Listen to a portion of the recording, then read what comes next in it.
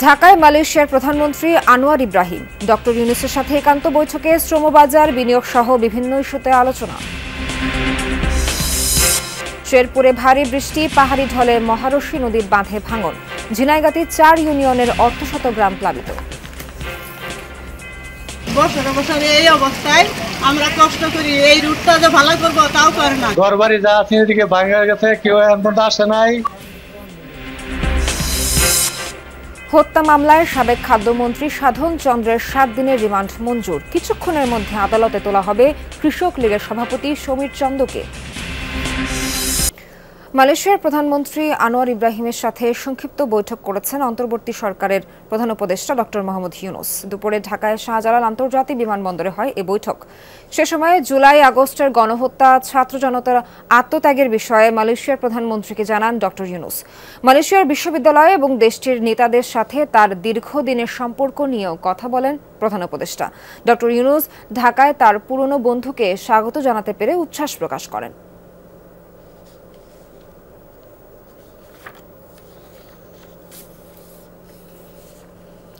এর আগে সংক্ষিপ্ত সফরে ঢাকা এসে পৌঁছান মালয়েশিয়ার প্রধানমন্ত্রী আনোয়ার ইব্রাহিম। প্রায় ১১ বছর পর দেশটির কোনো সরকার প্রধানের বাংলাদেশ সফর এটি। দুপুরে তাকে বহনকারী বিমান শাহজালাল আন্তর্জাতিক এয়ারপোর্টে অবতরণ করে। বিমানবন্দরে তাকে স্বাগত জানান অন্তর্বর্তীকালীন সরকারের প্রধান উপদেষ্টা ডক্টর মোহাম্মদ ইউনূস। এ সময় মালয়েশিয়ার প্রধানমন্ত্রীকে গার্ড অব অনার প্রদান করা হয়। প্রধান উপদেষ্টা ডক্টর মোহাম্মদ ইউনূসের আমন্ত্রণে তার এই সফর। আগস্টে অন্তর্বর্তী সরকার ক্ষমতা গ্রহণের পর তিনিই প্রথম বিদেশি সরকার প্রধান যিনি ঢাকায় এসেছেন। পররাষ্ট্র মন্ত্রণালয় জানিয়েছে, সংক্ষিপ্ত হলেও মালয়েশিয়ার প্রধানমন্ত্রীর এই সফর গুরুত্বপূর্ণ। মালয়েশিয়ার প্রধানমন্ত্রী বাংলাদেশের রাষ্ট্রপতি মোহাম্মদ শাহাবুদ্দিনের সঙ্গেও সৌজন্য সাক্ষাৎ করবেন। সন্ধ্যার মধ্যে আনোয়ার ইব্রাহিমের ঢাকা ছাড়ার কথা রয়েছে।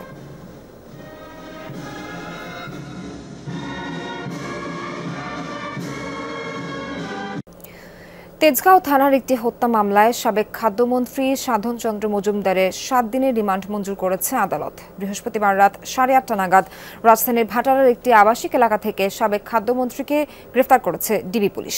গত ৫ আগস্ট সাবেক প্রধানমন্ত্রী শেখ হাসিনা ভারতে পালিয়ে যাবার পর সাধন চন্দ্র মজুমদারকে একাধিক মামলা দেওয়া হয়। খাদ্য ব্যবসায়ী হলেও তাকেই খাদ্যমন্ত্রী হিসেবে নিয়োগ দেওয়ায় সে সময় বিষয়টি নিয়ে ব্যাপক সমালোচনা হয়। তার সময় সিন্ডিকেটের মাধ্যমে ধান, চাল, গমের অস্বাভাবিক দাম বৃদ্ধি পায়।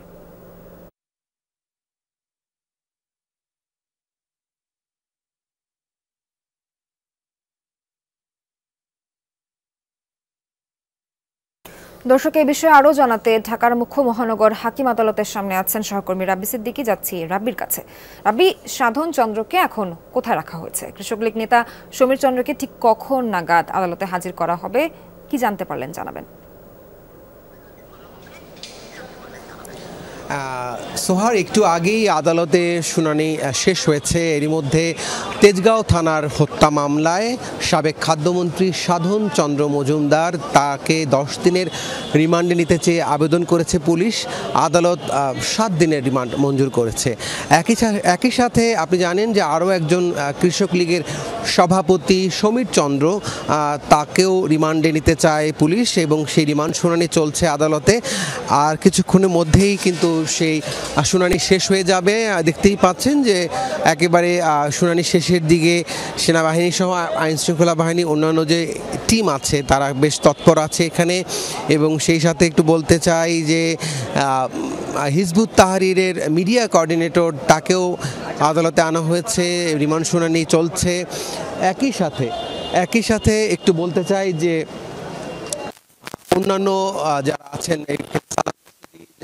রিমান্ডে নেওয়া হয়েছিল হত্যা মামলায়, সেই রিমান্ড শেষে তাকে আদালতে তোলা হয়েছে এবং আদালতে তার বিরুদ্ধে কোনো রিমান্ড আবেদন করা হয়নি এবং সেই সাথে আসামি পক্ষের আইনজীবীরা জামিন আবেদন করেছেন। এখন পর্যন্ত সে বিষয়ে আমরা সবশেষ যে তথ্য, যে শুনানিটি চলছে। সোহার, ধন্যবাদ আপনাকে রাব্বি। দর্শক, সংবাদের শুরুতেই জানাচ্ছিলাম মালয়েশিয়ার প্রধানমন্ত্রী আনোয়ার ইব্রাহিমের ঢাকা সফরের বিষয়। এ বিষয়ে আরও জানাতে আমাদের সহকর্মী শরীফুল ইসলাম খান আছেন হোটেল ইন্টারকন্টিনেন্টালে। যাচ্ছি শরীফের কাছে। শরীফ, প্রধান উপদেষ্টার সাথে মালয়েশিয়ার প্রধানমন্ত্রী বৈঠকে কি কি বিষয়ে আলোচনা হয়েছে জানতে চাই। একই সাথে ঢাকা ছাড়ার কথা সন্ধ্যা নাগাদ প্রধানমন্ত্রী, সেক্ষেত্রে আর কি কি কর্মসূচি আছে এই বিষয়ে কি জানতে পারলেন জানাবেন।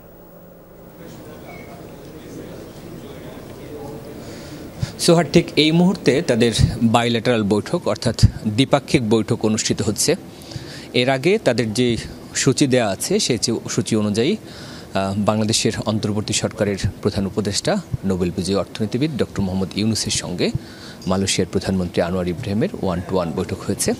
আর এর আগে যখন তিনি বিমানবন্দরে পৌঁছান সেখানে তাকে অভ্যর্থনা দেওয়া বা সেসব বিমানবন্দরের প্রক্রিয়াগুলো এরই মধ্যে আপনারা আমাদের সংবাদে দেখিয়েছেন, সেগুলো আমি আর বললাম না। আর কিছুক্ষণ পর আমরা যেই সময়সূচি দেওয়া আছে সেই সময়সূচি অনুযায়ী এখানে যৌথ সংবাদ সম্মেলন হওয়ার কথা রয়েছে। আমি এখানকার যে সময়টা আছে সময়টা দেখে আপনাদেরকে বলছি যে দ্বিপাক্ষিক বৈঠক শেষ হওয়ার কথা 4:15-তে, তারপর ভিজিটর বক্সে সাইনিংয়ের পর 4:25 থেকে 4:30-এর মধ্যে জয়েন্ট কনফারেন্স হওয়ার কথা রয়েছে। আপনি জানেন যে শুধুমাত্র এই পরিস্থিতিতে পরিবর্তিত যে প্রেক্ষাপট, বাংলাদেশের পরিবর্তিত যে বদলে যাওয়া রাজনীতি, তারপর অন্তর্বর্তী সরকারের ক্ষমতা গ্রহণ, এরপরও কিন্তু মোটামুটি এই প্রথম যে বাংলাদেশের মাটিতে কোনো বিদেশের সরকার প্রধান পা রাখলেন। ফলে রাজনীতি, অর্থনীতি, সমাজনীতি, ব্যবসা বাণিজ্য, সবচেয়ে বড় কথা হচ্ছে বাংলাদেশের যে শ্রমবাজার সেটি কিন্তু মধ্যপ্রাচ্যের পর মালয়েশিয়াতে একটা বড় শ্রমবাজার রয়েছে এবং কয়েক মাস আগে এক ধরনের জটিলতাও তৈরি হয়েছে শ্রমবাজার নিয়ে। ফলে সেই জটিলতা নিরসন মানে নিরসনের একটা আভাস আসতে পারে। প্রস্তাবের পরিপ্রেক্ষিতে মালয়েশিয়ার যে উত্তর, সেসব বিষয়ে আলোচনা আসতে পারে। এখানে আর কিছুক্ষণ পর আমরা পরিষ্কার করে জানতে পারবো কোন বিষয়গুলো সুনির্দিষ্টভাবে আলোচনা হয়েছে।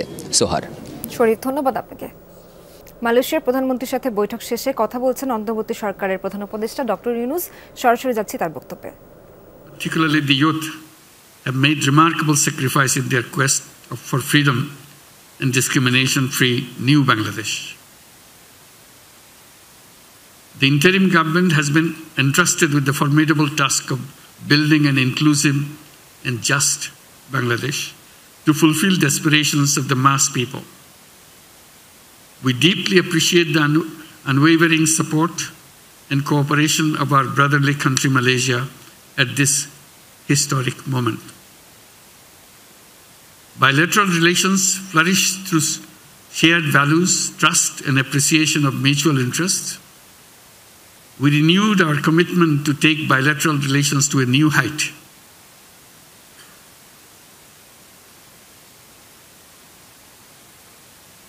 We broadly had discussed 3 core areas of cooperation: political, trade and investment, cultural and humanitarian. We discussed the issue of safe repatriation of the forcibly displaced Myanmar nationals to Myanmar. We requested the Prime Minister to persuade Rohingya repatriation issue in ASEAN fora so that this protracted crisis is resolved at the soonest. We acknowledge the importance of regular bilateral consultation at foreign advisor, foreign minister level, foreign secretary general level, and other working levels. Excuse me.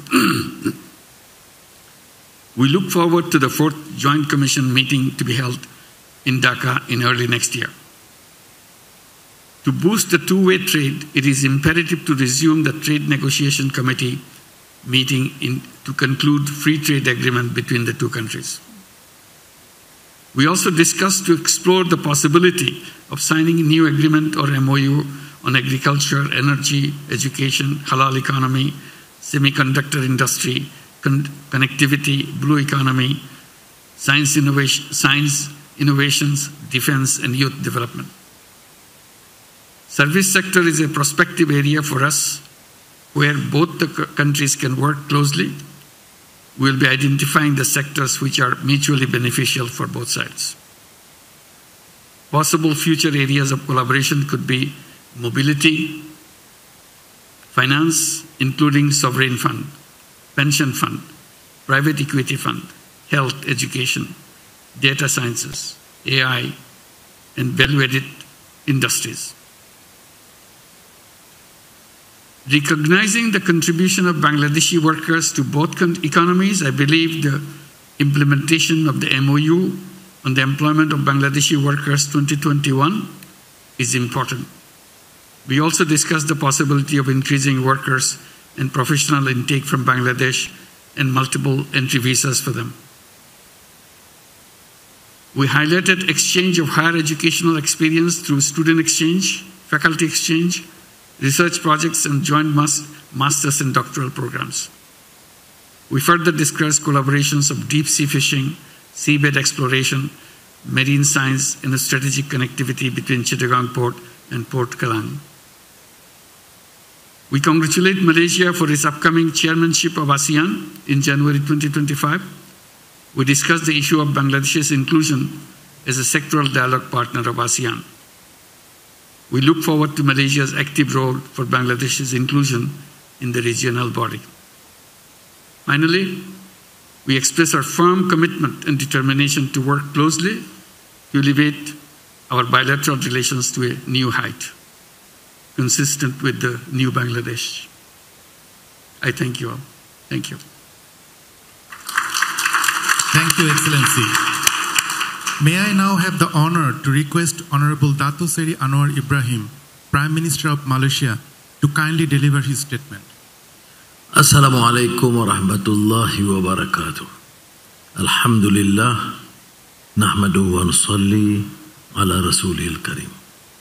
My dear brother, Professor Muhammad Yunus, Chief Advisor, Interim Government, New Bangladesh, Excellencies, Ministers and Advisors, friends in the media. Of course, I'm delighted to be here. Back to Bangladesh. I used to joke, it's a country of Biplab and Shongram. And it's proven to be so. But more so, my acquaintance, the Bengali struggle, went a long way. I'm an avid reader of Rabindranath Tagore. I used the occasion in the solitary confinement in prison to reread Gitanjali. And of course, the essays and the short stories, which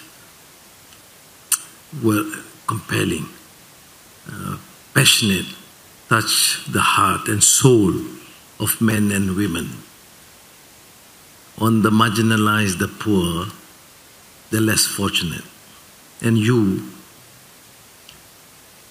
Professor Muhammad Yunus, symbolizes this passion. I know you for the last 4 decades, I suppose, as a person who have taken that initiative. Your lack of experience in governance, as they say, is nothing as compared to your strength. There is passion for the poor, marginalized, and for the people. And I think that is what we lack in this world today. You look at the situation in Gaza and now in Lebanon, what's lacking is deficit in humanity, in justice, in compassion. So thank you very much. I just feel like giving a lecture on Rabindranath Tagore, but that's not the occasion. But I'm, of course, really, I took this initiative early enough to give you a call and give my support as a friend and as a nation that is friendly to Bangladesh, notwithstanding some controversies, some criticism. I do recognize that the fast progress that we have achieved, the economic success, and now the last year also we have seen this phenomenal growth and massive investments, Malaysia becoming the hub of semiconductor in the region and becoming an attractive destination for investments in terms of data center and artificial intelligence. But can we deny, therefore, the role of Malaysian professionals, and to an extent, the role of many Bangladeshi workers? Now, that's why when you appeal to for us to consider the issue of 7,000 or more who were duly registered, but then lost that opportunity because of the political development and uprising here, I will certainly give that a major consideration. At least the first phase, subject to all the conditions being met, can be taken as soon as possible. 18,000. Yeah, 18,000, but the first phase, once we satisfy, I think we'll do it at a fast track, fast phase. Thank you. This will require. And the other issues on investments, of course, we have Malaysian companies here and Bangladeshi companies in Malaysia. I think what we need to do, if we want this sort of comprehensive strategic partnership, then we should give some attention and preference to these companies, we in Malaysia, to the investments from Bangladesh, and you here too, to make sure that any teething problems be given a fast attention in a transparent manner. I share your vision. In Malaysia and my team, we assume our focus is governance, anti-corruption, and economic fundamentals. We do not compromise with this because we don't need to associate political elite and political leaders assuming office to amass wealth and enrich themselves or their families or their cronies. And therefore I empathize, I understand fully well that though we want Malaysian companies that have been operating here should be given adequate consideration, I will not compromise with the issue of transparency and the proper due diligence in the process. And then, of course, higher education, research in all fields, we should look at it and explore and collaborate, and we can fast track. The Minister of Foreign Affairs is here, Minister Michi is here, in terms of the negotiations, whatever form that you want in terms of trade arrangements. But what is important is having the Joint Commission meeting as soon as possible. You suggest probably early next year. I see even if they are ready, they should come earlier. I'm not imposing on them too fast. Then on the ASEAN sectoral dialogue partner, where in the past there were encumbrances, not created by us but some members, because we have to achieve only through consensus. But let me assure you that I will give this some priority. The foreign ministry officials will start connecting with their counterpart, and probably once things seem to be quite settled, then bring up to the attention the foreign minister. If it need be, I will personally interfere and speak to my counterpart. The fortunate thing in the region, ASEAN is, the most peaceful region in the world, fastest growth in terms of the economy. And our relation with our neighbors is excellent. And that is to me important in terms of propelling and giving importance to the economy. And so there are concerns you express, and I am satisfied with your assurance, because Malaysia is a multiracial, multireligious country.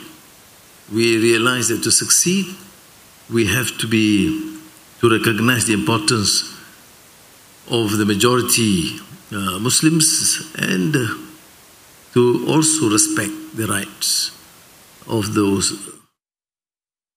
শেরপুরের ঝিনাইগাতিতে ভারী বৃষ্টি আর পাহাড়ি ঢলে মহারশী নদীর বাঁধের 4টি স্থান ভেঙে প্লাবিত বিস্তীর্ণ এলাকা। সোমেশ্বরের পানি উপচে ও তলিয়েছে নিম্নাঞ্চল। স্থানীয়রা জানায়, বৃষ্টি আর পাহাড়ি ঢলে বৃহস্পতিবার থেকে মহারশী ও সোমেশ্বরের পানি বাড়ছিল। ভোরের দিকে মহারশী নদীর বন্যা নিয়ন্ত্রণ বাঁধের 4টি স্থান ভেঙে পানি ঢুকতে থাকে লোকালয়ে। ঝিনাইগাতি সদর সহ 4 ইউনিয়নের অর্ধ শতাধিক গ্রাম প্লাবিত। উপজেলা পরিষদ কার্যালয়, কৃষি অফিস সহ বিভিন্ন সরকারি স্থাপনা ও বাড়িঘরে পানি ঢুকেছে, তলিয়ে গেছে রাস্তাঘাট। এতে ভোগান্তি পোহাতে হচ্ছে বাসিন্দাদের। এছাড়া ভেসে গেছে অনেক পুকুরের মাছ, পানিতে নিমজ্জিত বিস্তীর্ণ আমন ক্ষেত। এছাড়া নেত্রকোনার উবদাখালী নদীর পানি বেড়েও কলমাকান্দার কিছু নিম্নাঞ্চল প্লাবিত হয়েছে।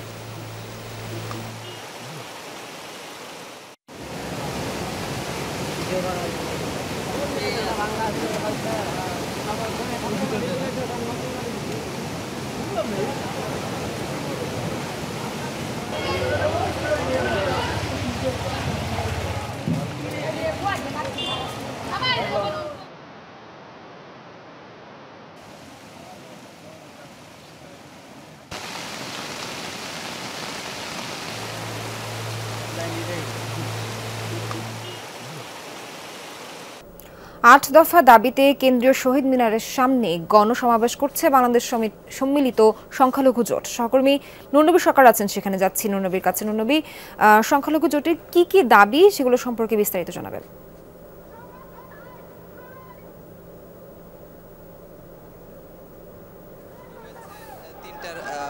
বৃষ্টি হয়েছিল অনেক, তারপরে তারা ৮ দফা দাবি এখানে উপস্থাপন করছেন।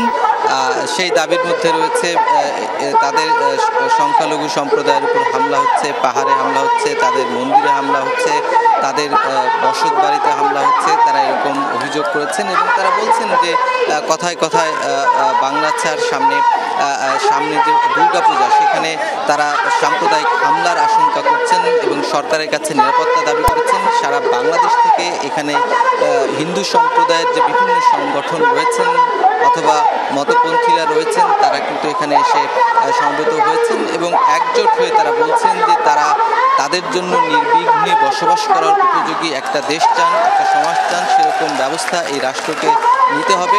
ক্ষমতার বদল ঘটতে পারে, কিন্তু তাই বলে সেই অজুহাতে নিরাপত্তাহীনতায় তারা থাকতে চান না। তাদের জন্য নিরাপত্তা দাবি করেছেন এবং ধর্মের ভিত্তিতে তাদের উপর সব ধরনের যেন নির্যাতন বন্ধ করা হয় এবং তাদের পাশে যেন রাষ্ট্রে থাকে এবং কোনো ধরনের ভেদাভেদ এবং বিভাজন যেন না থাকে, সেই কথাগুলো এখান থেকে তারা বলছেন এবং দাবি আদায়ে সরকারের সশস্ত্র ভূমিকার তারা আহ্বান জানিয়েছেন।